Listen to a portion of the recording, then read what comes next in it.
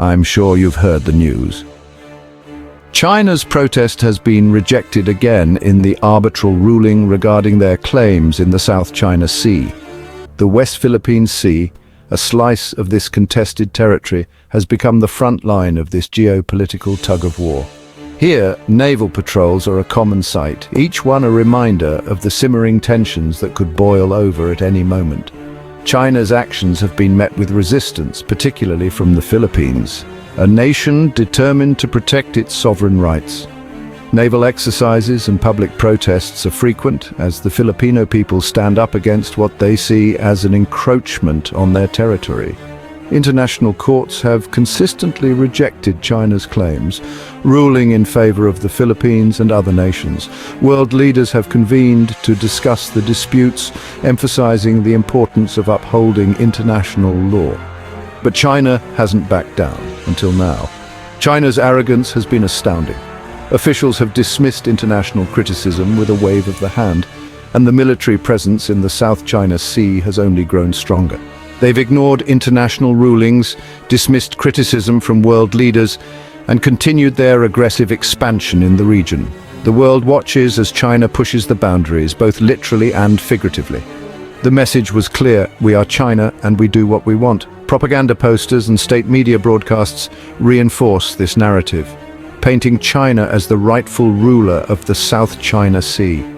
This brazen disregard for international law has fueled tensions in the region, turning the South China Sea into a potential flashpoint for conflict. Naval standoffs and military build-ups are now common, each one a step closer to a possible confrontation. But as they say, what goes around comes around. Diplomatic negotiations continue, and the international community is responding to China's actions with increasing resolve. The battle for the West Philippine Sea is far from over, and the world watches with bated breath, hoping for a peaceful resolution to this high-stakes standoff. For years, China has protested any ruling that dared to challenge their claims in the West Philippine Sea. These protests have been loud, persistent, and unyielding, reflecting the nation's determination to assert its dominance over the contested waters. Every single time, their protests have been rejected. The international community, through various legal and diplomatic channels, has consistently dismissed China's claims, citing international law and the rights of other nations. Each rejection was a slap in the face, a stark reminder that their bullying tactics wouldn't fly in the court of law. The rulings were clear and unequivocal, leaving no room for China's aggressive posturing. But did they listen? Did they back down? Of course not. Instead of reconsidering their stance, they doubled down on their defiance, refusing to acknowledge the legitimacy of the court's decisions. They just shouted louder, puffed out their chests, and built more islands. These artificial islands, equipped with military installations, were a clear message to the world. China was not backing down. They claimed these rulings were null and void, a piece of waste paper. In their eyes, the international legal system was biased and illegitimate, unworthy of their respect or compliance. They accused the international community of bias and conspiracy. According to them, the world was ganging up on China, trying to undermine its rightful place as a global power. The repeated rejections were taking their toll. Each new ruling against them was a blow to their credibility and a challenge to their authority. The world was watching, and China's reputation as a responsible global power was taking a beating. The international community was growing increasingly wary of China's actions, and its image was suffering as a result. The question remained, how long could China continue this defiant stance before the cost became too great to bear? And then it happened, the unthinkable. The world watched with bated breath as the latest ruling was announced. The latest ruling came down, and this time it was different. It wasn't just another routine rejection. It was a landmark decision that would echo across the globe. This wasn't just another rejection. It was a comprehensive dismantling of China's entire argument. The court meticulously picked apart every claim, leaving no stone unturned. The court didn't just rule against China, it eviscerated their claims, leaving them exposed and vulnerable. Legal experts around the world were astounded by the thoroughness of the verdict. This wasn't a slap in the face, it was a knockout punch. The ruling was so decisive that it left no room for China to maneuver or reinterpret the decision. China's protest, predictable as ever, was swiftly and decisively rejected. Their attempts to sway the court were met with firm resistance and clear legal reasoning. This time there was no room for interpretation, no ambiguity. The court's message was unequivocal and resolute. The message was loud and clear. China's claims in the West Philippine Sea were baseless, and their defiance was futile. The international community stood united in their support of the ruling. The world reacted with a mixture of shock and relief. Social media buzzed with reactions, and news outlets scrambled to cover the story.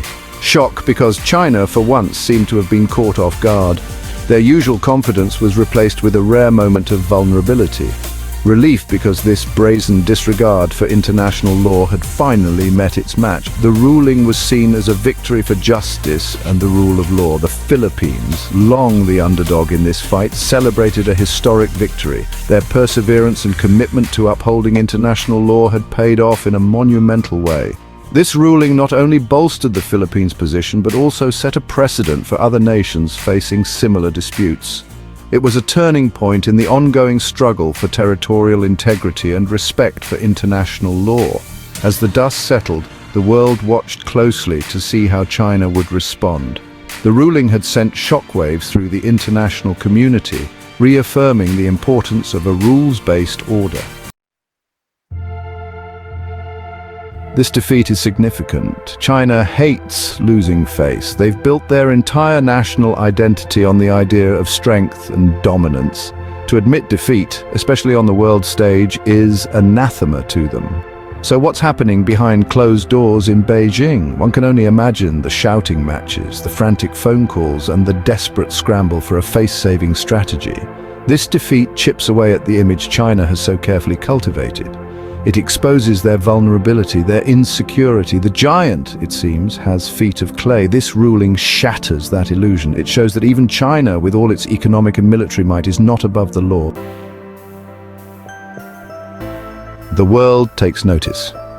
Shifting tides of power. The implications of this defeat are far-reaching. It's not just about who controls a few islands in the South China Sea. It's about the balance of power in the entire Asia-Pacific region. China has been working tirelessly to establish itself as the dominant force in the region, but this setback throws a wrench in their plans. It emboldens their rivals, strengthens alliances, and throws the regional order into flux. Suddenly, the Philippines, once seen as a pushover, is a beacon of hope. Other nations, emboldened by their victory, might find the courage to stand up to China's aggression. The message is clear. China is not invincible. This defeat could be a turning point. It has the potential to reshape alliances, redefine regional dynamics, and even impact global trade and security. So, what happens now? Will China finally accept defeat and back down? Or will they double down, their fury unleashed in unpredictable ways? China's next move will be crucial. Will they retreat and lick their wounds? Or will they come out swinging, more aggressive than ever?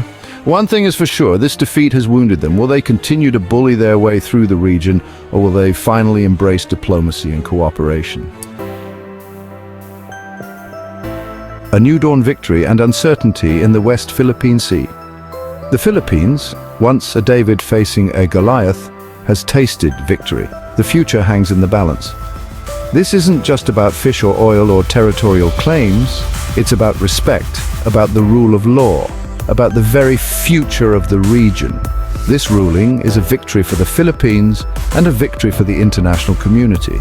It is a testament to the power of law over force, of diplomacy over aggression. But the fight is far from over. The world waits with bated breath, wondering what the dragon will do next.